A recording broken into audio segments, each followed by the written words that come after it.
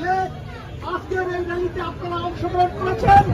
আপনাদেরকে জানাই দেশরত্ন জননেত্রী শেখ হাসিনার পক্ষ থেকে সংগ্রামী সালাম এবং শুভেচ্ছা। সংগ্রামী ভাই ও বন্ধুরা, আমাদের মাননীয় নেত্রী দেশরত্ন জননেত্রী শেখ হাসিনা ঘোষণা দিয়েছেন খুব শীঘ্রই বিজয়ের মাসে বিজয়ের বেশে তিনি এই বাংলাদেশে আসবেন ইনশাআল্লাহ।